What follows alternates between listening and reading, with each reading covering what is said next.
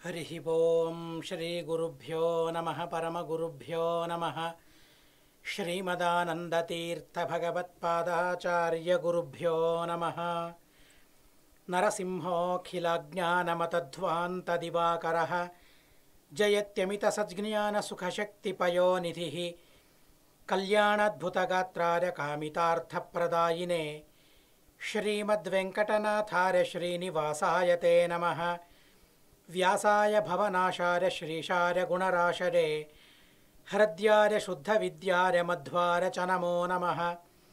नौमिन्यार्य सुधादिकर्जरमुनीन् श्रीपादरत्सन्मणीन् व्यासार्यान् विविधागमब्धिविहरान् श्रीवादिराजानपि वन्दे हंसवरान् रघूत्तमगुरून् वैदग्ध्यवारां निधीन् श्रीसत्यव्रतराघवेन्द्रमुनिपान् सद्बोधसध्यानपान् सत्याभिज्ञकराब्जोत्थान् पञ्चाशद्वर्षपूजकान् सत्यप्रमोदतीर्थार्यान् नौमिन्यार्य सुधारतान् शास्त्रेषु पारदृश्वानं शास्त्रज्ञेषु च वत्सलं दीनभक्तोद्धारकरं सत्यात्मानं गुरुं भजे। विद्यापीठविधातारं विद्यावारिधिचन्दिरं विद्यार्थिवत्सलं वन्दे महामहिमसद्गुरुम्।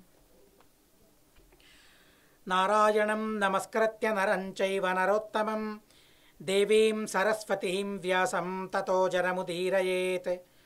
नारायणं सुरगुरुं जगदेकनाथं भक्तप्रियं सकललोकनमस्कृतं च त्रैगुण्यवर्जितमजं विभुमाद्यमीशं वन्दे भवघ्नम् अमरासुरसिद्धवन्द्यम्।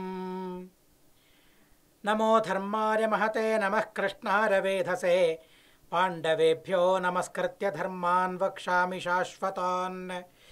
ॐ नमो भगवते वासुदेवाय, ॐ नमः पितामहाय, ॐ नमः प्रजापतिभ्यः, ॐ नमः कृष्णद्वैपायनाय, ॐ नमः सर्वविघ्नविनारकेभ्यः। स्वस्त्यस्तु हरिः ॐ हरिः ॐ हरिः ॐ। అర్జునుడు తను వనవాసంలో ఉన్నాడు, బ్రహ్మచర్యాన్ని పరిపాలిస్తూ ఉన్నాడు. ఉలూపికి ఇరావంత అనే కొడుకును ప్రసాదించాడు.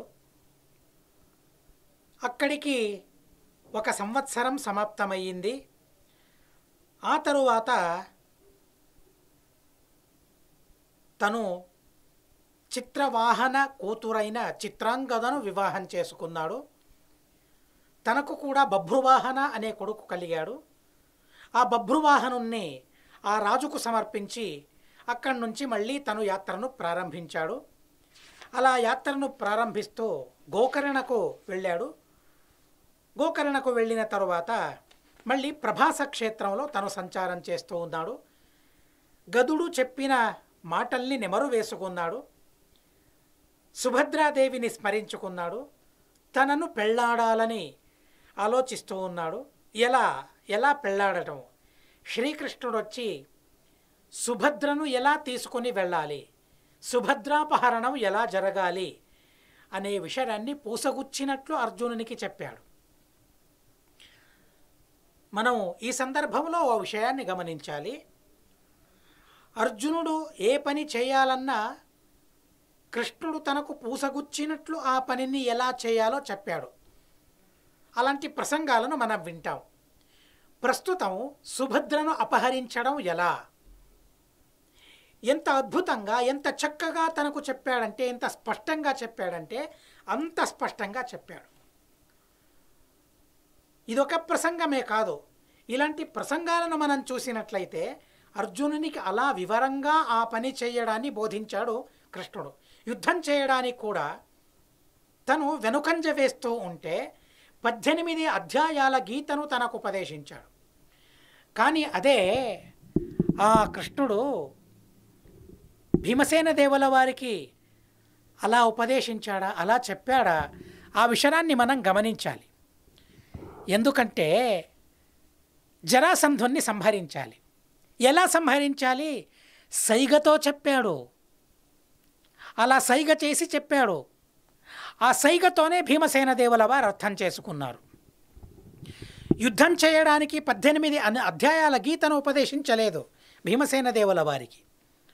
ఎందుకంటే భీమసేన దేవుల వారేంటో కృష్ణునికి తెలుసు కాబట్టి కృష్ణుడు అలాంటి ఉపదేశాలను భీమునికి ఎప్పుడూ చేయలేదు అనే విషయాన్ని మనం మహాభారతంలో వింటాం. అలా సుభద్రాపహరణం ఎలా చేయాలి అనే విషయాన్ని చెప్పారు. చెప్పిన తరువాత ఆ పనికి పూనుకున్నాడు అర్జునుడు. ఆ తరువాత సుభద్రాహరణ పర్వం ప్రారంభమవుతుంది. 16వ పర్వం ఇది. ఎట్టకేలకు మహాభారతంలోని ఆది పర్వం, ఆ ఆది పర్వంలోని చివరి ప్రసంగంలో మనం ఉన్నాం. అంటే ఇదే చివరిది అని కాదు, చివరి ప్రసంగంలో మనం ఉన్నాం. తతః కతిపయాహస్య తస్మిన్ రైవతకే గిరౌ వృష్ణ్యంధకానామభవదుత్సవో నృపసత్తమ. వృష్ణి వంశం అదొకటి వంశం, యాదవ వంశం ఉన్నట్లు వృష్ణి వంశం, అంధక వంశం, యాదవులు వీరందరూ కూడా రైవతక పర్వతంలో ఓ అద్భుతమైన జాతర, ఓ పరమోన్నతమైన ఉత్సవం జరపాలని వారందరూ కూడా ఆలోచించారు. రైవత పర్వతానికి అందరూ కూడా వెళ్ళారు. వాళ్ళు రైవత పర్వతానికి వెళితే రైవత పర్వతం ఎలా ఉందో మహాభారతం చెబుతుంది. కల్పవృక్షైశ్చ సర్వశః. ఆ రైవత పర్వతంలో కల్పవృక్షాలున్నాయట. దేన్ని యాచించినా ఇచ్చే సామర్థ్యం కల వృక్షాలు కల్పవృక్షాలు.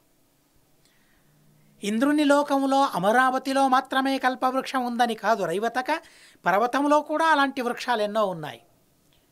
అలాంటి రైవత పర్వతానికి వెళ్ళి ఉత్సవాన్ని ఉత్సాహంగా జరుపుకుంటూ ఉన్నారు. అక్కడికి ఎలా వెళుతూ ఉన్నారు? కొందరు పాదచారులై వెళుతూ ఉన్నారు, నడకతో వెళుతూ ఉన్నారు, నడిచి వెళుతూ ఉన్నారు. ఎందుకంటే గొప్ప క్షేత్రం అది. పర్వతాలు, వనాలు, క్షేత్రాలు అవన్నీ కూడా. కనుక క్షేత్రానికి నడుచుకుంటూ వెళ్ళాలని కొందరు పాదచారులై వెళుతూ ఉన్నారు. నడవలేని వాళ్ళు కొందరు వాహనంలో వెళుతూ ఉన్నారు. ఇలా వారికి తగిన విధంగా, వారి వైభవానికి వైభోగానికి తగిన విధంగా అందరూ కూడా రైవత పర్వతాన్ని చేరుకున్నారు.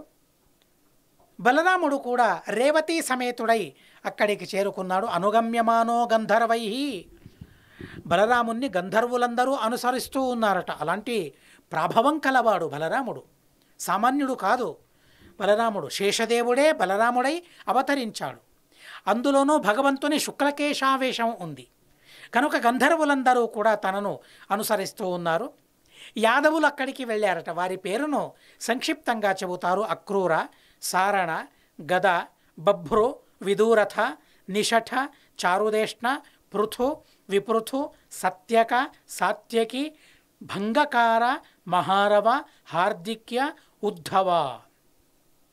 ఇలాంటి వారందరూ కూడా అక్కడ చేరుకున్నారు. చివరికి భగవంతుడు అక్కడికి వెళ్ళాడు. దానం చేస్తూ ఉన్నారు. బ్రాహ్మణులందరికీ కూడా దానం చేస్తూ ఉన్నారు.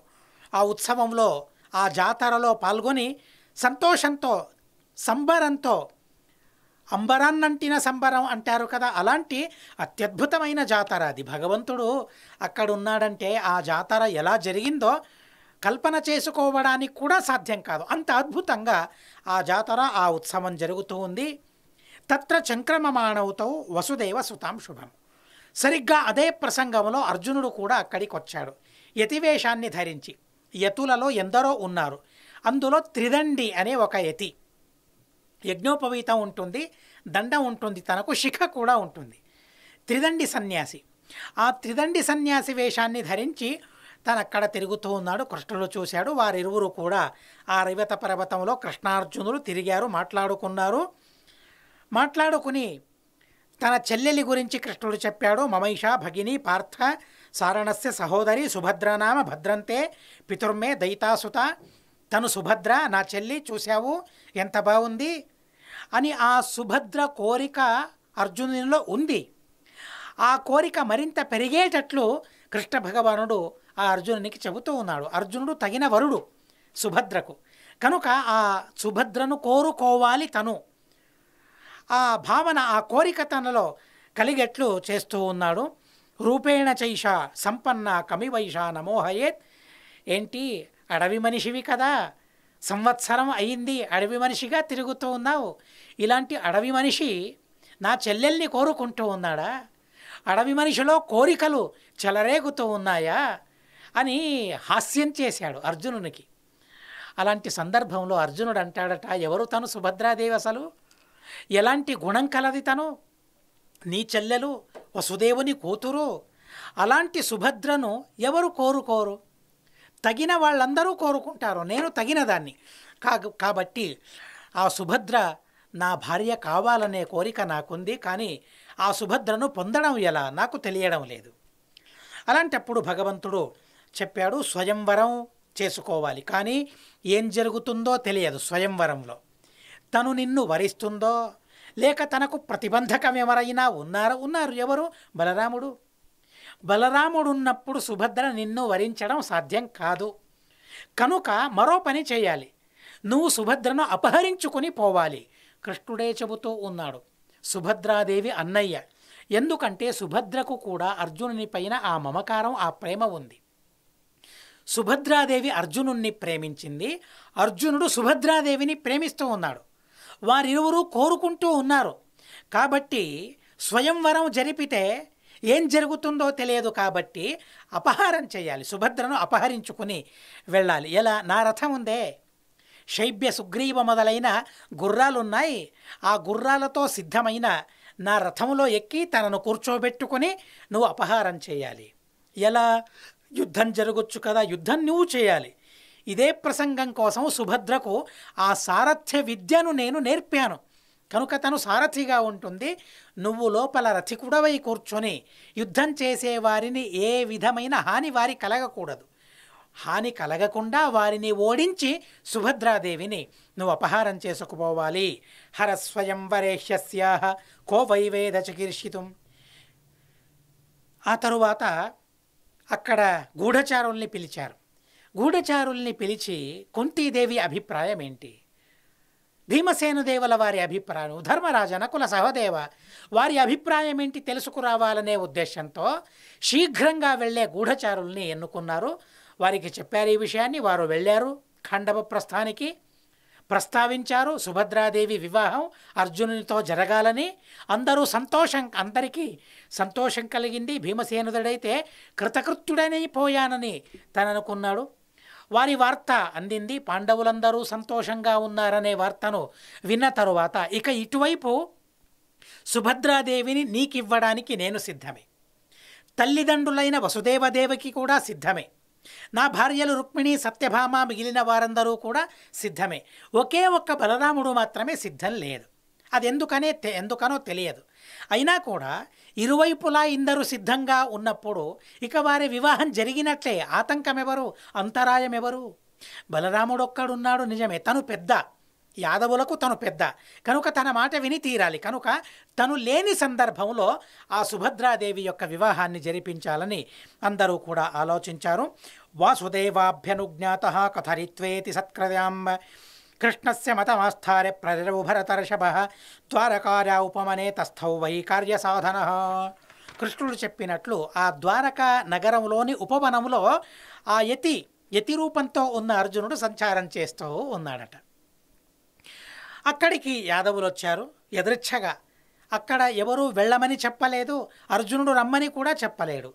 అయినా కూడా అందరూ అక్కడికి వెళ్ళారు. బలదేవ, హార్దిక్య, సాంబ, సారణ, ప్రద్యుమ్న, గద, చారుదేష్ణ, విదూరథ, భాను, హరిత, పృథు వీరందరూ కూడా యాదృచ్ఛికంగా అక్కడికి వెళ్ళారు, ఆ ఉపవనానికి వెళ్ళారు. ఉపవనానికి వెళ్ళగా అక్కడ యతి కనిపించాడు, త్రిదండి సన్యాసి కనిపించాడు, బ్రాహ్మణుడు కనిపించాడు. తను బ్రాహ్మణుడు కూడా కాదు, క్షత్రియుడు. బ్రాహ్మణుని వేషంలో తనున్నాడు. త్రిదండి సన్యాసి వేషాన్ని తను ధరించాడు. బ్రాహ్మణుడు వచ్చాడు. చాతుర్మాస్యం ప్రారంభమవుతూ ఉంది, అటు ఇటు వెళ్ళడం తనకు కుదరదు, కాబట్టి ఇక్కడే ఉండాలి, మేము కూడా అలాగే ప్రార్థించాలి. బ్రాహ్మణ చాతుర్మాస్య కాలం ఇది, కనుక మా ఊరిలోనే నువ్వు ఉండాలి అని బలరాముడు మిగిలిన వారందరూ కూడా ప్రార్థించారు. అందరూ సరే అన్నారు. సరిగ్గా అదే సందర్భంలో కృష్ణుడు కూడా అక్కడికి వచ్చాడు. కృష్ణుణ్ణి కూడా ఒక మాట అడగాలి కదా. యద్యపి నేను పెద్ద, కానీ పెద్దతనం ఎవరిది? పేరుకు మాత్రమే పెద్ద, నేను పెత్తనమంతా కృష్ణుడిదే కదా. సామ్రాజ్యంలో ఎటు వెళ్ళిన ఆ కాలంలో ఏ దేశంలో ఏం జరగాలన్నా కృష్ణుని పెత్తనం ఉండేది. కృష్ణుని పెత్తనంలో జరిగిన పనులన్నీ కూడా చాలా సులువుగా సునాయాసంగా అతి వైభవంగా జరిగాయి, అతి వైభవంగా జరిగాయి. అలాంటి పెత్తనం కృష్ణుడిది. కనుక కృష్ణుడు వచ్చాడు కదా, కృష్ణుడిని అడిగితే అని అనుకున్నారు. బలరాముడు కృష్ణునికి చెప్పాడు, తను త్రిదండి సన్యాసి. అంతేకాకుండా ఆ అర్జునునికి అడిగారట, నువ్వు సన్యాసివి కదా, తీర్థాలను క్షేత్రాలను సంచరించి ఉంటావు కదా, ఆయా తీర్థాల మహిమ, ఆయా క్షేత్రాల మహిమను నువ్వు మాకు చెప్పాలని యాదవులందరూ ప్రార్థించగా, ఆపగానాం వనానాం చ కథయామాసతః కథాః శ్రుత్వా ధర్మకథాః పుణ్యాః వృష్ణివీరాముదాన్వితాః. ఎంత చక్కగా అర్జునుడు చెప్పాడంటే, ఆ అర్జునుని ప్రవచనం, అర్జునుని ఆ తీర్థయాత్రల గురించిన మహిమను ఎంత చక్కగా చెప్పాడంటే, చెబుతూ ఉండగా ఆ యాదవులందరికీ కూడా చాలా చాలా సంతోషం కలిగిందట. అలా యాదవుల్ని సంతోషపరిచేట్లు తను ఆ తీర్థక్షేత్రాల మహిమను గురించి చెప్పాడు. ఇక అలా చెప్పిన తరువాత తన పైన విశ్వాసం కుదురుకుంది యాదవులకందరికీ కూడా. కృష్ణుడు వచ్చాడు, కృష్ణునికి అడిగారందరూ కూడా, వర్షామాస నివాసార్థం ఆగతోనః పురం ప్రతి, చాతుర్మాస్యంలో నివాసం చేయడానికని మా ఊరికి వచ్చాడు. ఎక్కడ? తనకు వసతిని ఏర్పాటు చేయాలి కదా, కన్యాగారంలో, కన్యాంతఃపురంలో తనకు వసతిని ఏర్పాటు చేయాలి. ఎందుకంటే ఇక్కడే కృష్ణుడు చెబుతాడు సుభద్రాదేవికి, ఎవరైనా ఎప్పుడైనా యతులు సన్యాసులు చాతుర్మాస్యం చేయడానికి వస్తే ఆచారం అది, కన్యాంతఃపురంలోనే వారికి నివాసాన్ని వసతిని ఏర్పాటు చేసేవారట. అక్కడున్న కన్య, ఆ కన్య ఆ యతిని సేవించాలి, యతిని ఆరాధించాలి, యతికి కావలసిన ఆహారాలన్నిటినీ కూడా తను సమకూర్చాలి. అలా ఆ యతిని సేవించి పుణ్యాన్ని కూడగట్టుకోవాలి తను. ఈ ఆచారం యాదవులలో వస్తూ ఉంది కాబట్టి ఆ కన్యకాంతఃపురంలో తనకు నివాసాన్ని ఏర్పాటు చేయాలి అని బలరాముడు చెప్పాడు. బలరాముడు చెప్పిన తరువాత కృష్ణుడు అన్నాడు, నువ్వున్న తరువాత నాదేంటి, నా బాధ్యత ఏంటి, అసలు నాదేం లేదు, నన్ను అడగాల్సిన పని లేదు, నీదే చివరి నిర్ధారం, తుది నిర్ణయం నీదే అని బలరామునికి చెప్పిన తరువాత చాలా సంతోషం కలిగింది బలరామునికి. చూడండి, పొగడ్త ఎవరిని మెప్పించదు, ఎవరికి మెప్పు కలగదు పొగడ్తల ద్వారా. పొగిడితే అందరూ మెచ్చుకుంటారు, పొగిడితే తప్పేముంది. అందులోనూ కూడా ఓ పనిని సాధించాలంటే మరొకరిని పొగిడి తీరాలి.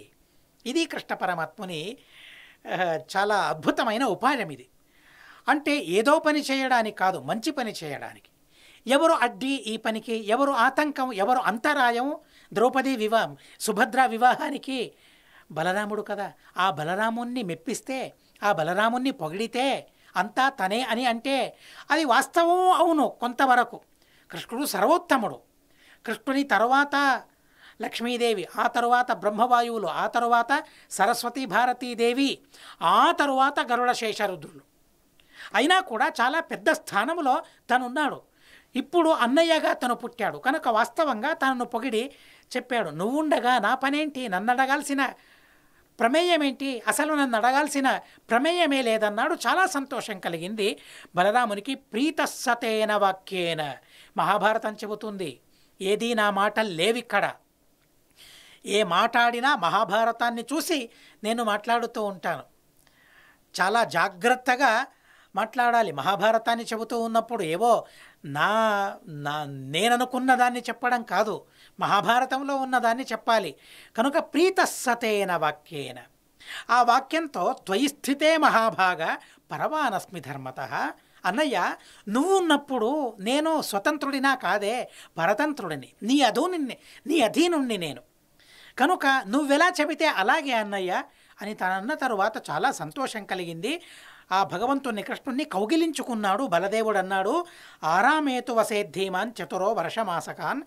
4 నెలల వరకు ఆ కన్యకాంతఃపురంలో అక్కడే బయట ఉన్న పూరి గుడిసెలో తన నివాసాన్ని ఏర్పాటు చేద్దామన్న తరువాత కృష్ణుడు అంత చెప్పిన తర్వాత మళ్ళీ అన్నాడు, అన్నయ్య, ఆ అర్జునుడిలో కోపం కలిగేట్లు లేదా ఏదో అభద్రతా భావన కలిగేట్లు, సుభద్ర నాకు దొరుకుతుందో లేదో అని సంశయం కలిగేట్లు తను మాట్లాడుతూ ఉన్నాడో ఏమో, అపహాస్యానికి మాట్లాడుతూ ఉన్నాడేమో, చురకలంటించడానికి మాట్లాడుతూ ఉన్నట్లు అనిపిస్తూ ఉంది. అన్నయ్య బలరామ, తనెవరు, చూడ్డానికి ఎంత బాగున్నాడు, ఎంత అందగాడు తను. అలాంటి అందగాడు తనకు ఆ కన్యకాంతఃపురంలో వసతిని ఏర్పాటు చేయటం న్యాయమా? బలవంతుడు దర్శనీయశ్చ ఒకసారి చూస్తే మళ్ళీ మళ్ళీ తనను చూడాలి అని మనసు కనిపిస్తుంది. సంకర్షణ తన పేరు. నువ్వు సంకర్షణుడివి, నువ్వు ఆకర్షించేవాడివి నిజమే, కానీ నిన్ను కూడా ఆకర్షించగల రూపం తనలో ఉందంటే, ఎందుకంటే తనకు కన్యకాంతఃపురంలో నివాసాన్ని ఏర్పాటు చేయాలని నువ్వు అంటూ ఉన్నావే, ఎంతగా నువ్వు ఆకర్షితుడవయ్యావు. నువ్వు ఆకర్షించాలి. నిన్నే తను ఆకర్షిస్తూ ఉన్నాడంటే తన బలమేంటో, తన రూపమేంటో, తన మాటకారితనమేంటో, తను చెప్పిన ఆ మహిమను విని తనపైన విశ్వాసాన్ని మీరందరూ కూడా పెంచుకున్నారు. వాగ్మీ శ్రీమాన్ బహుశ్రుత కన్యాపుర నివాసేతు నయుక్తమితి మేమతి. కనుక ఆ కన్యకాంతఃపురంలో దానికి దగ్గర తనకు నివాసాన్ని ఏర్పరచడం ఎందుకో నాకు సరి అనిపించడం లేదు అని అన్నాడు. సందేహాన్ని వెలిబిచ్చాడు కృష్ణుడు. ఆ తరువాత ఆ తీర్థయాత్రల మహిమను విన్న తరువాత ఇక ఆ అర్జునుని పైన, ఆ సన్యాసి పైన విశ్వాసం కుదురుకుపోయింది బలరామునికి. కనుక లేదు అలాంటి వాడు కాదు, తను మంచివాడు అనిపిస్తూ ఉంది అని తను చెప్పి, నివేదన సుభద్రాయి మద్వాక్య పరిచోదిత, నువ్వు వెళ్ళు సుభద్రకు చెప్పు, చెల్లెమ్మకు చెప్పు, ఈ యతిని సేవించాలి, నా మాటగా నా ఆదేశంగా తనకు చెప్పమన్నాడు. కృష్ణునికి కూడా అదే కావాలి. వెళ్ళి సతథేతి ప్రతిజ్ఞాన సహితో యతినా హరి, ఆ యతిని తీసుకుని వెళ్ళి సుభద్రకు అప్పగించాడు. అమ్మా సుభద్ర, 4 నెలల వరకు చాతుర్మాస్యానికి తనిక్కడ ఉంటాడు, తనను నువ్వు బాగా చూసుకోవాలి, తనను పరిచరించాలి, తనను సేవించాలి. చూడండి, తన చెల్లి అయినా కూడా తనకు సద్గతి కలగాలంటే, తనకు మంచి జరగాలంటే తను కూడా సేవించాలి. ఆహా, నా చెల్లెమ్మ కదా, ఏ విధమైన పనులు లేకుండా తను పెరగాలి. ఎక్కడ అత్తారింటికి వెళ్ళినా కూడా అటు ఉన్న వస్తువును ఇటు పెట్టకూడదు. అంత కోమలంగా తను పెరిగింది, అంత సున్నితంగా తను పెరిగింది. అక్కడ అత్తారింటికి వెళ్ళిన తరువాత కూడా అంతే సున్నితంగా తను ఉండాలి. ఏ పని చేయకూడదు. చేతికి కాలుకు వేల సేవకులుంటారు, తనేం పని చేయాలి? అసలు పని చేయనవసరం లేదు అనలేదు కృష్ణుడు. కృష్ణుడు అంటూ ఉన్నాడు, చెల్లెమ్మ తనను పూజించాలి, ఆరాధించాలి, ఎప్పుడేం కావాలో ఆ ఆహారాన్ని తనకు సమకూర్చాలి, చాలా చక్కగా 4 నెలల వరకు తనను సేవించాలి. కదాద్రక్షామ బీభత్సం పాండవం పురమాగతం. అలా ఆ యతిని సుభద్రకు అప్పగించి రుక్మిణీ సత్యభామల దగ్గరికి వెళ్ళాడు కృష్ణుడు. దేవుడు కదా, సర్వోత్తముడు కదా, లక్ష్మీ స్వరూపురాలు కదా వారిరువురు కూడా. వారి దగ్గరికి వెళ్ళి చెప్పాడు, సత్యభామ, రుక్మిణి, అర్జునుడు వచ్చాడే, యతి రూపంలో ఉన్నాడు తను అనగా చాలా సంతోషం కలిగింది వారిరువురికి కూడా. అర్జునుని పైన ఎంత ప్రేమో చూడండి కృష్ణునికి, సత్యభామకు, రుక్మిణికి. హృషీకేచవచ శ్రుత్వా తేవుభే చోచతుర్భృశం మనోరథో మహానేష హృదినౌ పరివర్తతే. నాథ, ఆ అర్జునుణ్ణి చూడాలనే కోరిక ఏ రోజు నుండో మాకుంది, కానీ చూడలేకపోయాం. ఇప్పుడు తనను చూసే సౌభాగ్యం మాకు కలుగుతుందా? సరే, తనను మేము కూడా చూడాలి అని సంతోషంతో, కదా ద్రక్షామ, ఎప్పుడు తనను చూస్తాం, మా ఊరికి వచ్చారని చెబుతూ ఉన్నారే అన్నారు. సోదర్యాం భగినీం కృష్ణ సుభద్రామిదమబ్రవీత్. అలా ఆ సత్యభామ మరియు రుక్మిణీదేవికి అర్జునుని వార్తను చేరవేసి అక్కడి నుంచి మళ్ళీ సుభద్రాదేవి దగ్గరికి వచ్చి తనకు మళ్ళీ చెబుతూ ఉన్నాడు. తస్య సర్వగుణోపేతాం వాసుదేవ సహోదరీం పశ్యత సతతం భద్రాం ప్రాదురాసీన్ మనోభవ. అప్పటి వరకు అర్జునుడు సుభద్రాదేవి గురించి విన్నాడు, తన గుణాలు ఎలాంటివో విన్నాడు. అలా గుణాలు విన్న తరువాత ఎందుకో తను కావాలి అని అనిపించింది. అలాంటి మనసుకే అలాంటి కోరికలు కలుగుతుంది, పరిశుద్ధమైన కోరికలు కలుగుతాయి. సహజంగా ఎవరికీ అలాంటి కోరిక కలగదు దేవతలలో. ఎవరిని నేను పొందగలనో, ఎవరిని పొందే యోగ్యత నాకుందో అలాంటి వారి పొందు కలగాలనే కోరుకుంటారే తప్ప దేవతలు నిషిద్ధమైన కోరికలు ఉండవు వారికి. ఎవరెవరినో కోరుకోరు, అలాంటి కోరికలు వారికి కలగవు. తన భార్య కావాలనే యోగ్యత ఎవరికైతే ఉంటుందో అలాంటి వారినే దేవతలు కోరుకుంటారు. చిత్రమైన కోరికలు దేవతలవి. కనుక అర్జునుడు తన గుణగణాలను విని, తను నాకు సరిపోయే భార్య, నాకు తగిన భార్య తనను వివాహం చేసుకోవాలని మనసు కలిగింది. ఇటువైపు సుభద్రాదేవి కూడా అర్జునుని గురించి వింటూ ఉందట. ఎలా అర్జునుని ప్రస్తావన ద్వారకలో జరుగుతూ ఉండేది. మహాభారతం చాలా అద్భుతంగా చెబుతుంది. అన్యోన్య కలహే చాపి వివాదే చాపి వృష్ణజ అర్జునోపి నమేతుల్య కుతస్త్వమితి చాబ్రువన్. యాదవులు యువకుల్లో తగాదాలు కలుగుతూ ఉంటే, పోట్లాటలు, జగడం, వారిలో ఆ పొట్లాడుకుంటూ ఉన్నప్పుడు, జగడమాడుతూ ఉన్నప్పుడు వారు అంటూ ఉండేవారు, ఏంటి నన్ను అర్జునుడు అనుకున్నావా అని కొందరంటే, ఏంటి అర్జునుడు నాకు కూడా సరికాదు, నేనెంతటి వాణ్ణి, అర్జునుని కన్నా గొప్పవాణ్ణి అని అనుకుంటూ ఉండేవారట. అర్జునోపి నమే తుల్య, అర్జునుడు కూడా నాకు సరికాడు అని కోపంలో కొట్లాటలో అనుకునేవారట. ఇక తల్లులందరూ కూడా పిల్లల్ని ఆశీర్వదించేటప్పుడు జాతాంశ్చ పుత్రాన్ గృహ్ణంతః ఆశిషో వృష్ణజోబ్రువన్ అర్జునస్య సమో వీర్యే భవతాత ధనుర్ధర. ఎక్కడైనా కొడుకు పుడితే ఆ కొడుకుని, ఆ బిడ్డను చేతిలో పెట్టుకుంటే ఆశీర్వదించేవారట తల్లులందరూ కూడా. అర్జునుని లాంటి వీరుడు నువ్వు అవ్వాలి అని ఆశీర్వదించేవారట. అలా అర్జునుని ప్రస్తావన ద్వారకా నగరంలో కూడా జరిగేదట. కీర్తయన్ దదర్శేయోయ కథంచిత్ కురు జంగలం తం తమేవ తదా భద్రా బీభత్సుం సహి పృచ్చతి. అలా ద్వారకకు వచ్చిన వాళ్ళందరూ కూడా యాత్రికులు ద్వారకకు వచ్చేవారు. వచ్చిన వారిని అందరినీ కూడా ఆరా తీసేదట. అర్జునుడు ఎక్కడున్నాడు, ఎలా ఉన్నాడు, ఎలాంటివాడు, తన మనస్సు ఎలాంటిది, తనను గురించి విషయాలను సేకరించేదట. అర్జునుని గురించి తను అడిగి అర్జునుని గురించి తెలుసుకునేదట. ఇలా మళ్ళీ మళ్ళీ పునః ఆ అర్జునుని గురించి తను తెలుసుకోవడం వల్ల తన మనసు కూడా అర్జునుని ప్రేమిస్తూ ఉంది. అర్జునుడు కూడా సుభద్రాదేవిని ప్రేమిస్తూ ఉన్నాడు. తథారూపమవైక్షైనం పరహం ప్రీతిమవాపసాసా కదాచిదుపాసీనం పప్రచ్చ కురునందనం. తరువాత ఎందుకనో ఆ యతిని చూసిన తరువాత తను అర్జునుని గురించి విన్న మాటల్ని, ప్రస్తుతం ఎదురుగా ఉన్న రూపాన్ని చూస్తూ ఉంటే తనే అర్జునుడు అని తనకు నిశ్చయం కలుగుతూ ఉందట. ఇప్పుడు చిత్రాలను విడదీస్తారు కదండి, చెబుతూ ఉంటే తన చిత్రాన్ని వేస్తారు. అలా తను విన్న మాటల్ని, అర్జునుడిలో ఉన్న గుణాల్ని, ఆ రూపాన్ని స్మరించుకుంటూ ఎదురుగా ఉన్న యతిని చూస్తూ ఉంటే ఈ యతే అర్జునుడై ఉండొచ్చు కదా, సందేహం కాదు, తీర్మానమయ్యిందట. తనే అర్జునుడు అనుకుందట. అయినా కూడా మరోసారి అడగాలని ఓసారి ఆ యతి దగ్గరికి వచ్చి సుభద్రాదేవి తను అడుగుతూ ఉందట, స్వామి మీరు సంచారం చేస్తూ ఉంటారు కదా, అలా సంచారం చేస్తూ ఖండవ ప్రస్థానికి వెళ్ళారా? అక్కడ మా అత్తయ్య కుంతీదేవి ఎలా ఉంది? అక్కడ పాండవులు ఉన్నారే, ధర్మరాజు, భీమ, అర్జున, నకుల, సహదేవ, వారిని మీరు చూశారా? అందులో భీముడు ఎలా ఉన్నాడు, అర్జునుడు ఎలా ఉన్నాడు? తను తెలుసుకోవాల్సింది అర్జునుని గురించి.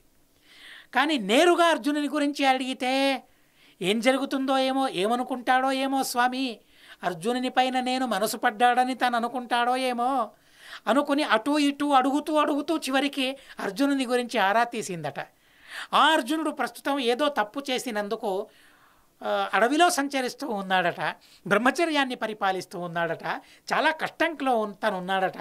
ఆ వార్తను నేను విన్నాను, అవునా, నిజమా అని అడిగితే అప్పుడన్నాడు, అవును అర్జునుడు సంచారం చేస్తూ ఉన్నాడు, ప్రస్తుతం ద్వారకానగరంలోనే యతివేషంలో నీ ఎదురుగానే ఉన్నాడని చెప్పిన తరువాత తను చూపుల్ని కిందికి వేసిందట సుభద్రాదేవి. మొదటే తెలుసు అర్జునుడని ఊహించింది, తన ఊహ నిజమయ్యింది. కొందరి ఊహలు అపోహలవుతాయి, కానీ తన ఊహ నిజమయ్యింది. అర్జునుడని తెలిసిన తరువాత సంకోచం, సిగ్గు తనను వరించింది. సిగ్గుతో కళ్ళు కిందికి వేసిందట. బొటనవేలితో నేలను రాస్తూ ఉందట. ఆ సిగ్గుతో సిగ్గొచ్చినప్పుడు ఈ పనులను అందరూ కూడా చేస్తారు. అలా తన సిగ్గును చూపెడుతూ ఉంది. అలా ఆ అర్జునుడిని చూసి ఎందుకనో సంకోచంతో అక్కడి నుంచి వెళ్ళిపోయింది. తను ఇక శయనం పైన పడుకొని పోయింది. ఎల్లప్పుడూ అర్జునుని చింత. ఆ యతి కూడా లోపలికి వెళ్ళిపోయాడు. రోజులు గడుస్తూ ఉన్నాయి. సుభద్రాదేవి ఆహారాన్ని సమకూర్చడం లేదు. కృష్ణుడు గమనించాడు, యోగ దృష్టితో గమనించాడట. మహాభారతం చెబుతుంది, కన్యాపురేతు యద్వృత్తం జ్ఞాత్వా దివ్యేన చక్షుషా. మహాభారతం కృష్ణుని గొప్పతనాన్ని, సర్వోత్తమత్వాన్ని ఎంత అద్భుతంగా చెబుతుందో చూడండి. యద్యపి కన్యాంతఃపురంలో కృష్ణుడు లేడు, అయినా కూడా అంతఃపురంలో ఏం జరిగింది దివ్య నేత్రాలతో కృష్ణునికి తెలిసిపోయింది. తెలిసిపోయిన తరువాత రుక్మిణిని పురమాయించాడు కృష్ణుడు. రుక్మిణి ఆ సుభద్రాదేవి ఆహారాన్ని సమకూర్చడం లేదు, ఇక ఆ పనిని నువ్వు చేయాలి. చాలా ప్రేమతో రుక్మిణీదేవి ఆహారాన్ని తీసుకుని అర్జునుని దగ్గరికి వెళ్ళింది. అలాగే ఆ సుభద్ర యొక్క మనస్థితిని గమనించి సుభద్రకు సమాధానం చెబుతూ ఉంది. తన అత్తమ్మ దగ్గరకు వెళ్ళింది రుక్మిణీదేవి, దేవకి దగ్గరికి. అత్తమ్మ అత్తమ్మ ఏదో జరుగుతూ ఉంది. ఆ సుభద్రాదేవి అర్జునుని పైన మనసు పారేసుకుంది. యతి వచ్చాడే, తను యతి కాదు, సన్యాసి కాడు, తను అర్జునుడు. అర్జునుని చూసి అర్జునుని తెలుసుకుని తన పైన మనసును పారేసుకుంది. కనుక తను తినడం లేదు, నీళ్లు త్రాగటం లేదు, అసలు నిద్రపోవడం లేదు. అలా జరిగితే ఆరోగ్యం ఎలా ఉంటుంది? ఆరోగ్యం పాడైపోతుంది, అనారోగ్యం కలుగుతుంది. కనుక మీరే వెళ్ళి తనకు సమాధానం చెప్పాలి. చెప్పిన తర్వాత దేవకీదేవి కూడా కూతురి దగ్గరికి వెళ్ళింది. కూతురికి సమాధానపరుస్తామ్మా సుభద్ర, అర్జునుడు కావాలా? అవును కదా, తను గొప్పవాడే, మంచివాడినే నువ్వు కోరుకున్నావు. కోరరాని దాన్ని కోరుకున్నావా? లేదే. యోగ్యమైన వస్తువునే, యోగ్యమైన వ్యక్తినే నువ్వు కోరుకున్నావు. అయోగ్యమైన వ్యక్తి కాదు, తను చాలా గొప్పవాడు. కనుక నేను నాన్నతో మాట్లాడి, మీ నాన్నతో నేను మాట్లాడతాను, నీకు సంతోషం కలిగేలా నేను చేస్తాను. ఎంత చక్కగా తన ఆ మాటలను అంటుండో. సుభద్రోద్వాహనం ప్రాప్తకాలమమన్యత అక్రూరాయ చ రుక్మిణ్యేవం సుభద్రాంచ తాం కృష్ణస్య నాకరోత్ భోజనాదికం ఏవముక్త్వా తు సా మాతా భద్రాయా ప్రియకారిణి నివేదయామాస తదా భద్రాం ఆనకదుందుభేహే కృష్ణాయాపి తథా భద్రే ప్రహర్షం కారయామితే. తల్లి చెప్పాల్సిన మాటలు ఎలా ఉంటాయో చూడండి. యోగ్యుడైన వ్యక్తిని కూతురు కోరుకుంటే కూతుర్ని తనకిచ్చి వివాహం చేయడంలో తప్పేముంది? అలా చేయడంలో తన సంతోషం ఉంది. తన సంతోషమే కదా తల్లిదండ్రులకు కావాలి. నిరంతరం తను సంతోషంగా ఉండాలి. ఏదో ఒకరోజు 2 రోజులు మాత్రమే కాదు. ప్రేమ చాలా దుర్భరం. అది ప్రేమ మాట ఉందే కానీ ఆ వస్తువు లేదు. ఇప్పుడు ప్రేమికులం అని అంటూ ఉన్నారే తప్ప వివాహం చేసుకున్న రోజే విడాకులను కోరుకుంటూ ఉన్నారు. ఎక్కడుంది ప్రేమ? అసలు ఉంది, లేదని కాదు. అయినా కూడా ఏది ప్రేమ కాదు తెలుసుకోలేకపోతూ ఉన్నావు. కనుక చాలా జాగ్రత్తగా ఉండాలి. అలా తనను పెళ్లి చేసుకోవడం వల్ల నీకు సంతోషం కదా, సరే మీ నాన్నతో మాట్లాడుతాను, నీకు సంతోషం కలిగేలా నేను చేస్తాను. తను తల్లి కొడుకుల కూతుర్ల సంతోషాన్ని గమనించేది, వారికి సంతోషం కలిగేలా వ్యవహరించేది తల్లి. అన్నమిచ్చేది మాత్రమే కాదు, ఆహారం ఇచ్చేది మాత్రమే కాదు, ఆనందాన్ని పంచిపెట్టేదే నిజమైన తల్లి యొక్క గుణం. అదే సుగుణం. అలా వసుదేవుని దగ్గరికి వెళ్ళి మాట్లాడిన వసుదేవునికి కూడా చాలా సంతోషం కలిగింది. అదేంటి పాండవ మధ్యముడా, అర్జునుడా, సరే ఈడు జోడు సరిగ్గా ఉంటుంది, వివాహం చేద్దాం. అయినా కూడా కృష్ణుణ్ణి ఒకసారి అడగాలి. చూడండి, అందరూ పెద్దవాళ్లే వయసులో, అయినా కూడా పెద్దతనం మాత్రం కృష్ణునిదే, పెత్తనం మాత్రం కృష్ణునిది. ఎందుకంటే ఆ పెత్తనాన్ని అందరూ అపేక్షించారు. ఆక్షేపించేంత పెత్తనం కాదది, అపేక్షించేంత గొప్పదైన పెత్తనం అది, కృష్ణుని పెత్తనం. కనుక కృష్ణుని ఓసారి అడుగుదాం. కృష్ణుడు అన్నాడు, సరే అన్నాడు. సరే వివాహం ఎలా చేయాలి అనగా అక్కడ అర్జునుడు ఇంద్రుణ్ణి స్మరించుకున్నాడు. ఇంద్రశచి అక్కడ ప్రత్యక్షమయ్యారు. రుక్మిణి, సత్యభామ, దేవకి, రోహిణి, వసుదేవ, పురోహితులు అందరూ కూడా అక్కడ చేరారు. మహాదేవస్య పూజార్థం మహోత్సవ ఇతి బ్రువన్ 34 అహోరాత్రం సుభద్రార్తి ప్రశాంతరే. ఊర్లో ఉన్నవారందరినీ కూడా ఎక్కడో ఒక చోటికి వెళ్ళేట్లు చేయాలి. కృష్ణుడు ఓ పన్నాగం పన్నాడు. ఏంటి? సుభద్రకు ఆరోగ్యం సరిగ్గా లేదు, ఆరోగ్యం కుదుట పడాలనే ఉద్దేశంతో సుభద్ర ఆర్తి ప్రశాంతయే, తన దుఃఖం ప్రశమనమవ్వాలి, దూరమవ్వాలి.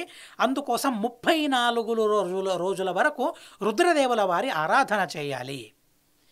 ఈ రోజుల్ని కూడా మనం గమనించుకోవాలి. మనం అలా రుద్రదేవుల వారిని మొదలైన వారిని ఆరాధించాలి. ఇలాంటి సందర్భంలో 34 రోజుల వరకు రుద్రదేవుల వారిని ఆరాధించాలి. కనుక దానికి కావలసిన వస్తువులన్నిటినీ కూడా మీరు చూసుకోవాలి. ఆ ఆరాధన చాలా చక్కగా జరగాలి అని పురమాయించాడు అందరినీ కూడా. అందరూ కూడా ఆ పరమోత్సవానికి వెళుతూ ఉన్నారు. ఆ ఉత్సవం జరిపించడానికి వెళుతూ ఉన్నారు. అక్కడికి వెళ్ళి దానధర్మ పరాయణులై అందరూ కూడా ఉన్నారు. 7 యోజనాల విస్తారం, 10 యోజనాల వెడల్పు, ఇలా పొడుగు వెడల్పు 7, 10 యోజనాలలో ఓ చిత్రమైన భవనాన్ని అక్కడ నిర్మించారట. తాత్కాలికమైన వాసస్థానాన్ని నిర్మించుకున్నారట 7, 10. అలాంటి స్థలంలో ఆ 7 యోజనాలు 10 యోజనాల స్థలంలో చాలా చిత్రమైన నివాస స్థానాన్ని నిర్మించుకున్నారట. అక్కడ బావులు, జలాశయాలు, వంటిళ్ళు, స్నానం చేయడానికి కావలసిన గదులు, ఇలాంటి విచిత్రమైన రాజధానిగా నిర్మితమయ్యిందట. ఒక చిన్న రాజధానిగా అలా అక్కడ ఆ యాదవులందరూ కూడా ఉండి 34 రోజుల ఆ ఉత్సవాన్ని చేస్తూ ఉన్నారు. అందరూ దానధర్మ పరాయణులయ్యారు. సుభద్రోద్వాహనం పార్థ ప్రాప్తకాలం అమన్యత. పార్థునికి కూడా చాలా సంతోషం కలిగింది. ఎట్టకేలకు నా వివాహం ఓ గట్టెక్కింది అని తను అనుకున్నాడు. వివాహం బహుధా సత్సువర్ణానాం ధర్మ సంయుతం. ఈ మధ్యలో మళ్ళీ ఆ సుభద్రాదేవి అర్జునులు ఒక చోట చేరారు. అర్జునుడు వివాహాలను గురించి చెబుతూ ఉన్నాడు. ఏ వివాహం ఎలా ఉంటుంది, భార్య అని ఎందుకంటారు, జాయ అని ఎందుకంటారు, పత్ని అని ఎందుకంటారు భార్యను, విచిత్రమైన కారణాలను తను చెప్పాడు. అలాగే వివాహస్య విశాలాక్షి ప్రశస్తంచ ఉత్తరాయణం. వివాహానికి ఉత్తరాయణ కాలం అతి ప్రశస్తమైనది. ఆ కాలం ఇప్పుడు ఉంది. తను చెబుతూ ఉన్నాడు, వివాహానికి యోగ్యమైన కాలమే ఇది, అందులోనూ మా ఇరువిరి వివాహానికి అతి ప్రశస్తమైన కాలం ఇది అని ఇంద్రుడు చెబుతూ ఉన్నాడు. ఉత్తరాయణం, అందులోనూ వైశాఖ మాసం, అందులోనూ శుక్లపక్షం, అందులోనూ హస్తానక్షత్రం, తృతీయ తిథి, అలాగే మకర లగ్నం, ప్రశస్తమైన లగ్నం అట మకర లగ్నం, అందులోనూ భవకరణం. ఆ భవకరణం కూడా చాలా ప్రశస్తమైన కరణం. అలాంటి అత్యద్భుతమైన ఓ ముహూర్తం ఇప్పుడు ఎదురు కాబోతుంది. ఆ ముహూర్తంలో మా ఇద్దరి పెళ్లి జరుగుతుంది అని తను చెబుతూ ఉన్నాడు. సర్వసంపదయం భద్రే అద్య రాత్రౌ భవిష్యతి. రాత్రి ముహూర్తం ఉందట.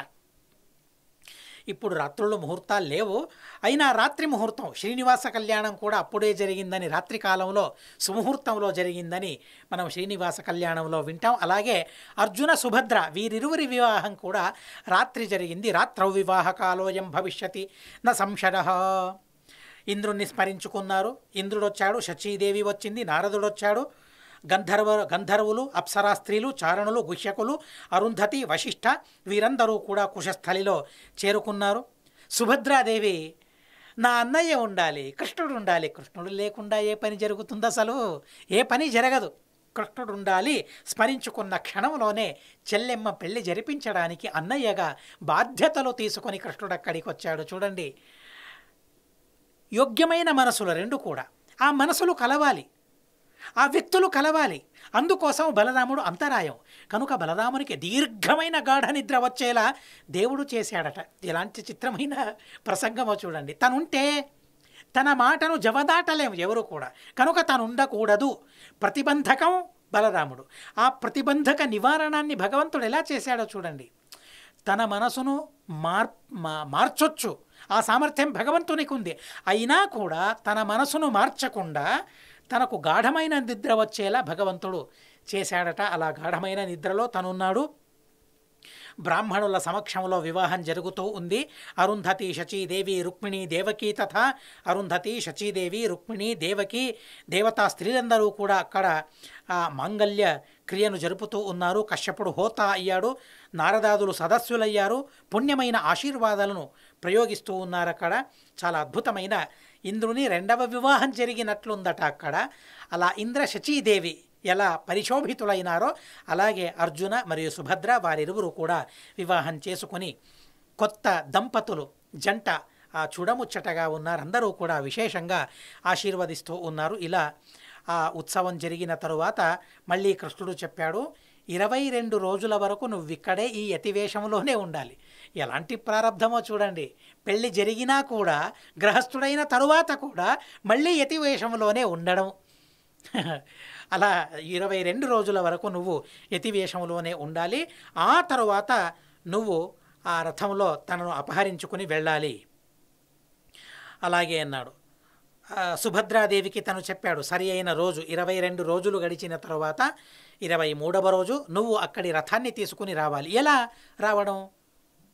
అంటే నేను వ్రతం చేస్తూ ఉన్నానని చెప్పాలి నువ్వు మొదటే. ఈ పెళ్ళికి వీరు తప్ప మరెవరూ ఈ పెళ్లిలో భాగవహించలేదు కనుక ఆ పెళ్ళి అయ్యింది ఎవరికీ తెలియదు. కనుక ఎలా రావాలంటే నేనే వ్రతం చేస్తూ ఉన్నానో ఆ వ్రతం యొక్క ఉద్యాపనం చేయాలి, బ్రాహ్మణ సమారాధన జరగాలి. కనుక ఆ స్థలానికి నేను వెళ్ళాలి, కృష్ణుని రథాన్ని సిద్ధం చేయాలి. తనకు హక్కు ఉంది, కృష్ణుని రథంలో వెళ్ళే హక్కు తనకుంది కాబట్టి సేవకులని ఆజ్ఞాపించాలి. తరువాత ఆ బ్రాహ్మణ సమారాధన జరపడానికని ఆ నెపంతో నువ్వు రావాలి. అలా బ్రాహ్మణ సమారాధన చేసి బ్రాహ్మణుల ఆశీర్వాదాన్ని పొంది మేమందరం కూడా నేను నువ్వు అలా పారిపోవాలి, నీ అపహారం నేను చేస్తాను అని అర్జునుడు చెప్పిన తర్వాత సరే అంది. తను కూడా అలాగే చేసింది. బ్రాహ్మణ సమారాధనం కోసం సేవకులందరూ కూడా రథాన్ని సిద్ధపరిచారు. వ్రతార్థమితి తత్రస్థాన్ రక్షిణో వాక్యమబ్రవీత్ సుభద్రాదేవ ముక్తేతు జన ప్రాంజలయో భవన్. రథం తీసుకొని వచ్చింది, అర్జునునికి చెప్పింది, నమస్కారం చేసింది సుభద్రాదేవి. స్వామి, ఈ ప్రసంగమేమో ఈ ప్రసంగాన్ని ముందే ఊహించి కృష్ణుడు నాకు సారథ్య విద్యను నేర్పాడు. నేనెంత చక్కగా సారథ్యాన్ని చేస్తానో చూడమన్నాడు. నేను సారథ్యం చేయాలి, మీరు యుద్ధం చేయాలి. ఆ యుద్ధం యొక్క కౌశల్యాన్ని నేను ఆస్వాదించాలి, అనుభవించాలి నేను. కనుక నీ యుద్ధం చేస్తూ మీరు చేసే యుద్ధాన్ని చూస్తూ నేను సారథ్యాన్ని నిర్వహిస్తాను. ఇదో అద్భుతమైన సౌభాగ్యం అని తను అనుకుంది. సరే, ఎప్పుడైతే సుభద్రాదేవి సారథ్యం చేస్తూ ఉందో అప్పుడు ధనుర్బాణాలను ధరించి అర్జునుడు యుద్ధానికి సిద్ధమయ్యాడు. ద్వారకలో ఉన్న వారందరూ కూడా ఇదేంటి, ఎవరిని అపహరించుకొని వెళుతూ ఉన్నారు? సుభద్ర అర్జునున్నా, అర్జునుడు సుభద్రనా ఏం తెలియకపోతూ ఉంది. తికమకలో పడిపోయారు అందరూ కూడా. అయినా కూడా ఊహించుకున్నారు, ఓ అర్జునుడు తీసుకొని వెళుతూ ఉన్నాడు సుభద్రను, కొట్టండి చంపండి అని యుద్ధానికి సిద్ధమయ్యారు. కానీ అర్జునుడు మహాధనుర్ధారి, తనతో యుద్ధం చేయడం సాధ్యమవుతుందా? ఎవరికీ సాధ్యం కావడం లేదు. ఎలా యుద్ధం చేస్తూ ఉన్నాడంటే ఎవరికీ తన బాణాల వల్ల బాధ కలగకూడదు, ఎవరినీ కొట్టడం లేదు, ఎవరి దేహానికి గాయం కలగడం లేదు. అయినా కూడా వారు ఆయుధాన్ని తీసుకుంటే సరిగ్గా ఆయుధాన్ని త్రించేయడం, బాణాన్ని నాశనం చేయడం, రథాన్ని నాశనం చేయడం, ఇలా వారి ఆయుధాలను రథాలను తను ఎదుర్కొంటూ ఉన్నాడే తప్ప ఏ యాదవులకు ఎవరి దేహానికి ఒక పరమాణువంతైనా బాధ కలగలేదు, గాయం కలగలేదు. అంత అద్భుతంగా అర్జునుడు యుద్ధం చేస్తూ ఉంటే భలే భలే అంది సుభద్రాదేవి. అద్భుతం అనిపించింది. అలా వెళుతూ ఉన్నారు. విపృథుశ్రవ అనే మరో మహానుభావుడు, తను బలరామునికి ప్రియుడు, కృష్ణునికి అత్యంత ప్రియుడు. ఆ ద్వారకా నగరాన్ని సంరక్షించేవాడు. తనకు తెలిసింది అర్జునుడు అపహరించుకుని వెళుతూ ఉన్నాడని. యుద్ధం చేయడానికి తను వచ్చాడు.